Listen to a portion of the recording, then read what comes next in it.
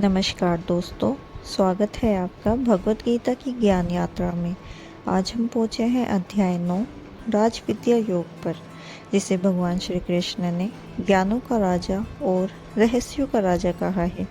तो आइए अर्जुन की तरह हम भी मन लगाकर सुने कि श्री कृष्ण हमें क्या अमूल्य उपदेश देते हैं। श्री कृष्ण कहते हैं, प्रिय अर्जुन, अब मैं तुम्हें ऐसा ज्ञान दूंगा जो ज्ञानों का राजा है, रहस्यों का भी राजा है। यह ज्ञान पवित्र है, सीधे मोक्ष की ओर ले जाने वाला है और इसका पालन करना भी बहुत आसान है।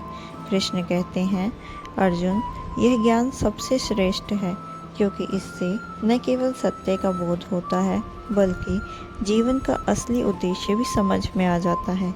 यह पवित्र है, इसमें कोई छल नहीं है। जो इसे अपनाता है उसका जीवन सफल हो जाता है। लेकिन श्री कृष्ण चेतावनी भी देते हैं, जो लोग इस ज्ञान पर विश्वास नहीं करते वो पुनर्जन्म और मृत्यु के चक्र में ही घूमते रहते हैं। कृष्ण मुस्कुराते हैं और कहते हैं, देखो अर्जुन, मैं ही इस पूरे ब्रह्मांड में व्याप्त हूँ। सब मुझसे हैं, पर मैं किसी से बंधा नहीं हुआ। वो समझाते हैं कि जैसे हवा आकाश में रहती है लेकिन आकाश से बंधी नहीं हुई, वैसे ही भगवान सबके भीतर है पर उनसे प्रभावित नहीं होते।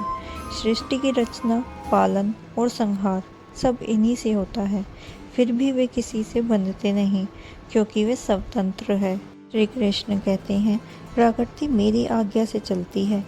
अनगिनत जीवों को मैं बार बार उत्पन्न करता हूँ और समय आने पर उन्हें वापस अपने में ही लीन कर लेता हूँ। यह चक्र अनादि से चला आ रहा है। जैसे दिन रात आते जाते हैं, वैसे ही सृष्टि और प्रलय भी चलते रहते हैं। कुछ लोग भगवान के मानव रूप को देखकर सोचते हैं कि ये तो हम जैसे ही हैं। श्री कृष्ण कहते हैं, ऐसे अज्ञानी लोग मेरी असल शक्ति को नहीं समझ पाते। वह मुझे जन्म मरण के बंधन में मानते हैं, जबकि मैं अनंत और सर्वशक्तिमान हूँ। दूसरी ओर ज्ञानी लोग उन्हें सर्वव्यापी और सृष्टि का मूल कारक मानते हैं और सदा उनकी भक्ति में लगे रहते हैं।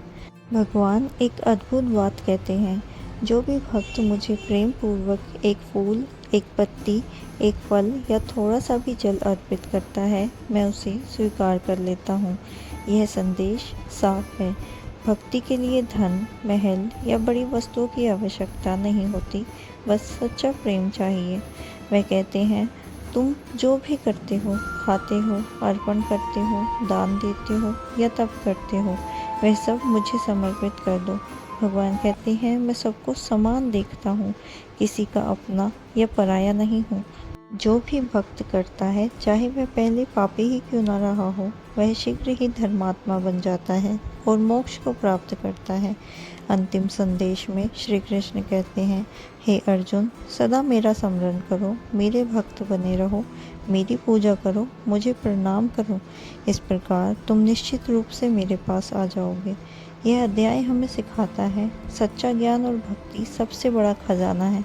भगवान तक पहुंचने के लिए कठिन साधनाओं की आवश्यकता नहीं होती, बस प्रेम, श्रद्धा और पूर्ण समर्पण चाहिए। भगवान हर जगह है, सबके लिए समान है और प्रेम से की गई छोटी से छोटी भेंट भी उन्हें प्रसन्न कर देती है। तो दोस्तों, 9वां अध्याय हमें यह सिखाता है कि भगवान तक पहुंचने के लिए सबसे आसान और सच्चा रास्ता है प्रेम, श्रद्धा और पूर्ण समर्पण।